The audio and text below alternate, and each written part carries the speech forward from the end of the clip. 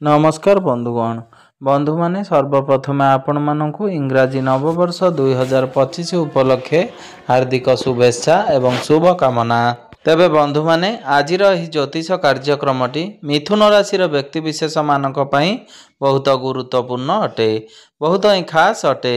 जदि आपण मानकर मिथुन राशि होई थाए तेबे भिडियोटी को स्किप न करी थरे मात्र शेष पर्यंत निश्चिंत देखंतु एवं भिडियो को गोटे लाइक करी चैनल टी को सब्सक्राइब कर दियंतु एवं आपण माने जदि सच्चा हृदय रे ईश्वर को भक्ति करुथांती विश्वास करुथांती तेबे भक्ति एवं श्रद्धार सहित कमेंट बॉक्स रे जय महालक्ष्मी जय श्री जगन्नाथ अवश्य लिखि दियंतु।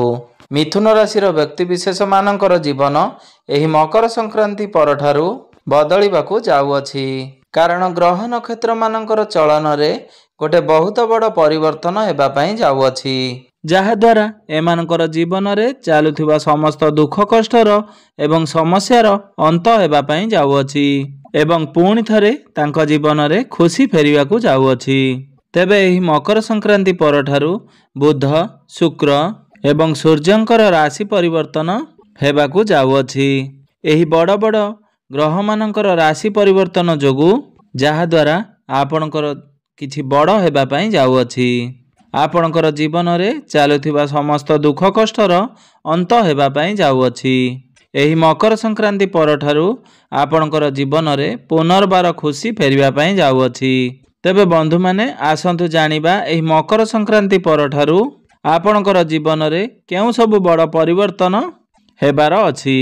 तेबे बंधु माने पूर्वरु आपणकर स्वास्थ्य खराब रहुतला, बारंबार आपणक स्वास्थ्य रे समस्या देखा जाउतला, आपणकर आर्थिक स्थिति ठीक नथिला, धन जनित समस्या देखा देउथला, आपण ऋण नेइथिले बा धार करज करिथिले करज सुझी पारु नथिले, करजर भार आपणक उपरे बढ़ी बढ़ी चालुथला, आपणकर गृह परिवार रे खुशीर वातावरण नथिला, आपणकर शिक्षा क्षेत्र रे समस्या देखा देउथला, आपणकर अजथारे खर्च होई जाउथला, समाज रे आपणकर मान सम्मान पद प्रतिष्ठा नथिला, आपणकु चाकरी प्राप्ति होई पारु नथिला, संतान संतति को नहीं आपण चिंतारे रहुतले, आपणकर व्यापार रे लॉस हेउथला, आपणकर प्रेम जीवन रे मध्य बारंबार समस्या देखा देउथला।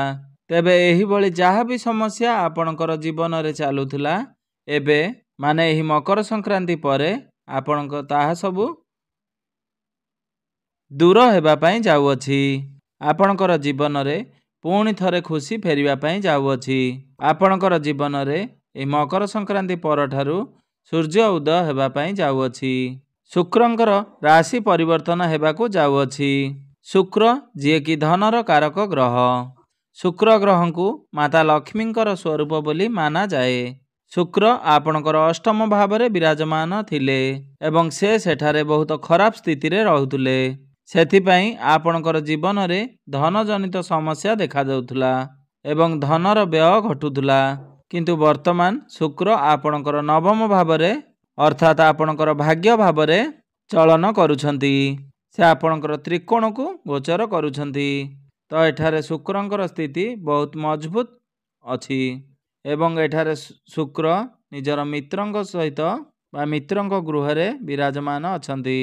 खास करी जो माने प्रेम संपर्क रे अछंती सेमानंकु सेमानकर प्रेम रे सफलता अवश्य प्राप्ति हेबो। जो मानकर पूर्वरु कथावार्ता बंद हो जाइथिला, ब्रेकअप आदि हो जाइथिला, सेमानकर पुनर्बार कथावार्ता होई पारे, प्याचअप आदि हेबार संभावना बनुअछि। आपणको भ्रमण सुख प्राप्ति हेबो, आपणको भितरे प्रेम बढ़िबो, आपणकर भल पाइबा विवाहर रूप नहीं पारे, आपण एही समय रे कोनोसी धार्मिक स्थान को यात्रा करि पारंती। तेबे एही मकर संक्रांति परे आपणको आपणकर प्रेम जीवन रे सफलता अवश्य प्राप्ति हेबो एवं जेउ व्यक्ति विशेष माने सिंगल अछंती सेमानकु नूतन पार्टनर मध्य मिली पारे। शिक्षा क्षेत्र रे मध्य आपण बहुत अधिक उन्नति करिबाकू जाउछंती, आपण हायर एजुकेशन करिबा पई आपण विदेश को यात्रा करि पारंती, आपण कोनोसी नूतन स्थान रे एडमिशन नै पारंती, कोनोसी फॉर्म फिलअप करि पारंती। तो एही मकर संक्रांति परे जदि आपणकर कोनोसी कॉम्पिटिटिव एग्जाम अछि तेबे सेथिरे आपण निश्चिंत भाव रे उत्तीर्ण हेबे। ଆପଣ ଯଦି କମ୍ପିଟେଟିଭ୍ ଏକ୍ଜାମ୍ ଦେଉଛନ୍ତି ତେବେ ସଫଳତା ଆପଣଙ୍କୁ ନିଶ୍ଚୟ ପ୍ରାପ୍ତି ହେବ। ପାଠପଢ଼ାରେ ଭାଗ୍ୟ ଆପଣଙ୍କୁ ସମ୍ପୂର୍ଣ୍ଣ ରୂପରେ ସାଥ ଦେବ। ଭାଗ୍ୟ ବଳରେ ଆପଣ ପାଠପଢ଼ାରେ ବହୁତ ଅଧିକ ଉନ୍ନତି କରିବେ। ଶୁକ୍ର ଏବଂ ଶନି ଆପଣଙ୍କର ଭାଗ୍ୟ ଭାବରେ ବିରାଜମାନ ଅଛନ୍ତି। ଶନି ଏଠାରେ ବହୁତ ବଳବାନ ଅବସ୍ଥାରେ ଅଛନ୍ତି ବା ମଜବୁତ ସ୍ଥିତିରେ ଅଛନ୍ତି। ତେବେ ଆପଣଙ୍କୁ ଭାଗ୍ୟ ସମ୍ପୂର୍ଣ୍ଣ ରୂପରେ ସାଥ ଦେବ। ଆପଣ କମ୍ ପରିଶ୍ରମ କରି ବହୁତ ଅଧିକ ସଫଳତା ପ୍ରାପ୍ତି କରିବେ। ଆପଣଙ୍କର ମନ ଧର୍ମ ଆଡ଼କୁ ଅଗ୍ରସର ହୋଇପାରେ। ଆପଣ ଏହି ସମୟରେ କୌଣସି ଧାର୍ମିକ ସ୍ଥାନକୁ ଯାତ୍ରା କରିପାରନ୍ତି। କୌଣସି ବଡ଼ କାର୍ଯ୍ୟର ଆରମ୍ଭ କରିପାରନ୍ତି। ବଡ଼ ଇନଭେଷ୍ଟମେଣ୍ଟ କରିପାରନ୍ତି। ସେୟାର ମାର୍କେଟ, ଷ୍ଟକ୍ ମାର୍କେଟ ଏବଂ ଟ୍ରେଡିଂରେ କାର୍ଯ୍ୟ କରୁଥିବା ବ୍ୟକ୍ତିବିଶେଷମାନଙ୍କୁ ଆପଣଙ୍କୁ ଆକସ୍ମିକ ଲାଭ ପ୍ରାପ୍ତି ହେବ। ବଡ଼ ଭାଇ ଭଉଣୀଙ୍କର ସପୋର୍ଟ ଆପଣଙ୍କୁ ପ୍ରାପ୍ତି ହେବ। ଆପଣଙ୍କର ପିତାଙ୍କର ସାହାଯ୍ୟ ଏବଂ ସହଯୋଗ ଆପଣଙ୍କୁ ପ୍ରାପ୍ତି ହେବ। ଏହି ମକର ସଂକ୍ରାନ୍ତି ପରେ ଆପଣ କୌଣସି ଯାନବାହନ, ଜମିଜମା ଇତ୍ୟାଦି କ୍ରୟ ବିକ୍ରୟ କରିବା ପାଇଁ ମନ ବଳାଇ ପାରନ୍ତି। ଆପଣ କୌଣସି ନୂତନ ଗୃହ କିଣିପାରନ୍ତି କିମ୍ବା ନିର୍ମାଣ କରିପାରନ୍ତି। ଆପଣଙ୍କୁ କନଷ୍ଟ୍ରକ୍ସନ୍ କାମରେ, ଇମ୍ପୋର୍ଟ ଏକ୍ସପୋର୍ଟ କାମରେ, ଷ୍ଟେସନାରୀ ଦୋକାନ ବା ବିୟୁଟି ପାର୍ଲର ଥିବା ଲୋକମାନଙ୍କୁ ଅଦ୍ଭୁତ ସଫଳତା ପ୍ରାପ୍ତି ହେବ। ଅନଲାଇନ୍ କ୍ଷେତ୍ରରେ, ଡିଜିଟାଲ କ୍ଷେତ୍ରରେ, ଇଣ୍ଟରନେଟ୍ କ୍ଷେତ୍ରରେ, ମାର୍କେଟିଂ କ୍ଷେତ୍ରରେ ଆପଣଙ୍କୁ ଲାଭ ହିଁ ଲାଭ ପ୍ରାପ୍ତ ହେବ। ବୁଧ ଆପଣଙ୍କର ସପ୍ତମ ଭାବରେ ବିରାଜମାନ ଅଛନ୍ତି। ଆପଣଙ୍କର ବ୍ୟାପାର ବାଣିଜ୍ୟ ସ୍ଥାନରେ ଅଛନ୍ତି। ବୁଧ ଯିଏକି ବ୍ୟାପାରର କାରକ ଗ୍ରହ ଏବଂ ଆପଣଙ୍କର ରାଶିର ସ୍ୱାମୀ ଅଟନ୍ତି। ତେବେ ବ୍ୟାପାର ବାଣିଜ୍ୟ କରୁଥିବା ବ୍ୟକ୍ତିବିଶେଷମାନଙ୍କୁ ଅଧିକରୁ ଅଧିକ ସଫଳତା ପ୍ରାପ୍ତି ହେବ। ଆପଣ କୌଣସି ନୂତନ ବ୍ୟାପାର ମଧ୍ୟ ଆରମ୍ଭ କରିପାରନ୍ତି। ଆପଣଙ୍କର କଷ୍ଟମର ବଢ଼ିପାରନ୍ତି। ଆପଣ ଯଦି ପାର୍ଟନରରେ ବ୍ୟାପାର କରୁଛନ୍ତି ତେବେ ଆପଣଙ୍କୁ ଅଧିକ ଲାଭ ପ୍ରାପ୍ତି ହେବ। ଆପଣଙ୍କର ଡେଲି ଇନକମ୍ରେ ଗ୍ରୋଥ୍ ହେବ। ଫାଇନାନ୍ସିଆଲ ଗ୍ରୋଥ୍ ହେବ। ଏହି ମକର ସଂକ୍ରାନ୍ତି ପରେ ଆପଣ ଟଙ୍କା କିଛି ସଞ୍ଚୟ କରିପାରିବେ। ଆପଣଙ୍କର ବ୍ୟାଙ୍କ ବାଲାନ୍ସ ବଢ଼ିବ। ଚତୁର୍ଦିଗରୁ ଆପଣଙ୍କୁ ଲାଭ ହିଁ ଲାଭ ପ୍ରାପ୍ତି ହେବ। ଆକସ୍ମିକ ଧନ ପ୍ରାପ୍ତି ହେବାର ଯୋଗ ବନୁଅଛି। କାହିଁକିନା ଶନିଦେବ ଆପଣଙ୍କର ଏକାଦଶ ଭାବକୁ ଦୃଷ୍ଟିଗୋଚର କରୁଛନ୍ତି। ଆପଣଙ୍କର କୌଣସି ଗୋଟିଏ ମନର ବାଞ୍ଛା ପୂରଣ ହୋଇପାରେ। ସମାଜରେ ଆପଣଙ୍କର ଲୋକ ସମ୍ପର୍କ ବଢ଼ିବ। ମାନ ସମ୍ମାନ, ପଦ ପ୍ରତିଷ୍ଠା ଭଳି ଆପଣଙ୍କର ବଢ଼ିବ। ଆପଣଙ୍କର ଦ୍ୱାଦଶ ଭାବରେ ବୃହସ୍ପତି ବିରାଜମାନ ଅଛନ୍ତି। ଆପଣଙ୍କର ବିଦେଶ ଭାବରେ ଅଛନ୍ତି। ଯେଉଁ ବ୍ୟକ୍ତିବିଶେଷମାନେ ବିଦେଶରେ ରହି କାମ କାର୍ଯ୍ୟ କରୁଛନ୍ତି କିମ୍ବା କୌଣସି ଜାଗାରେ ଚାକିରି କରିଛନ୍ତି ସେମାନଙ୍କୁ ଲାଭ ଅବଶ୍ୟ ପ୍ରାପ୍ତି ହେବ। ଆପଣଙ୍କର କାର୍ଯ୍ୟ କ୍ଷେତ୍ରରେ ଆପଣ ବହୁତ ଅଧିକ ଉନ୍ନତି କରିବେ। ରାହୁ ଆପଣଙ୍କର କ୍ୟାରିୟର ଭାବରେ ଥିବାରୁ ଆପଣଙ୍କୁ ଆକସ୍ମିକ ଭାବରେ କ୍ୟାରିୟର କ୍ଷେତ୍ରରେ ଉନ୍ନତି ଘଟିବ। ହଠାତ୍ ଆପଣଙ୍କର ପଦୋନ୍ନତି ହେବାର ଯୋଗ ବନୁଅଛି ଏବଂ ଯେଉଁମାନେ ବେରୋଜଗାର ଅଛନ୍ତି, ଯେଉଁମାନଙ୍କ ପାଖରେ କୌଣସି ଚାକିରି ନାହିଁ ତ ସେମାନଙ୍କୁ ଆକସ୍ମିକ ଭାବରେ ନୂତନ ଚାକିରି ମଧ୍ୟ ପ୍ରାପ୍ତି ହୋଇପାରେ। ଉପର ଅଫିସରଙ୍କର ସପୋର୍ଟ ଆପଣଙ୍କୁ ପ୍ରାପ୍ତି ହେବ। ଯେଉଁ ବ୍ୟକ୍ତିବିଶେଷମାନେ ପଲିଟିକ୍ସ କ୍ଷେତ୍ରରେ ଅଛନ୍ତି ସେମାନଙ୍କୁ ସଫଳତା ନିଶ୍ଚୟ ପ୍ରାପ୍ତି ହେବ।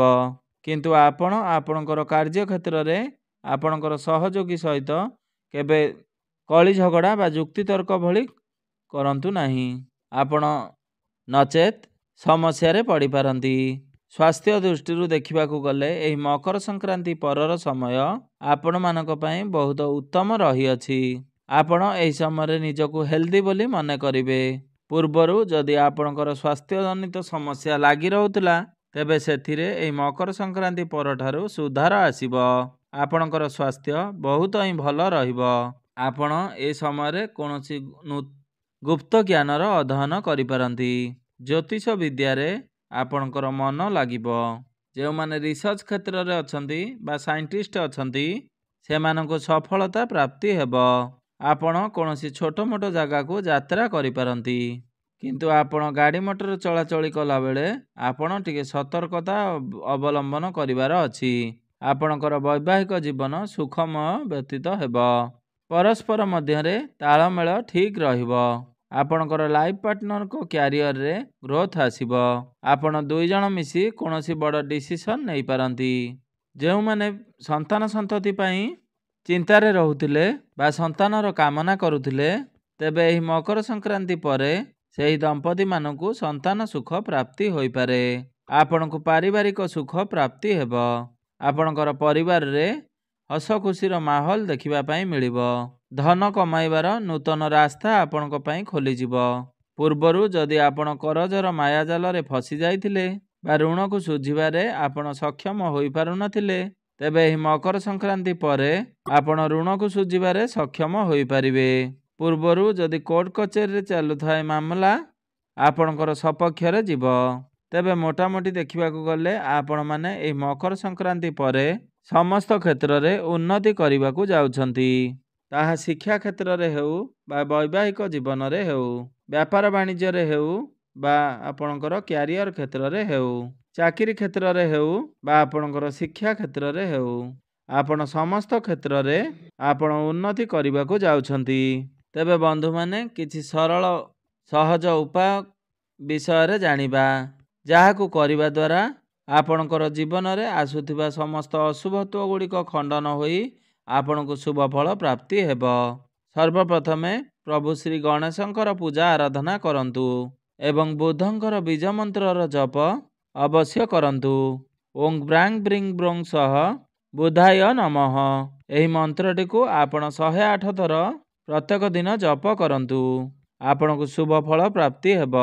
ପ୍ରତ୍ୟେକ ଦିନ ଉଦିତ ସୂର୍ଯ୍ୟଙ୍କୁ ତମ୍ବା ପାତ୍ରରେ ଜଳାର୍ଘ୍ୟ ଅର୍ପଣ କରନ୍ତୁ ଏବଂ ଗାଈମାନଙ୍କୁ କିଛି ସବୁଜ ଚାରା ଖାଇବା ପାଇଁ ଦିଅନ୍ତୁ।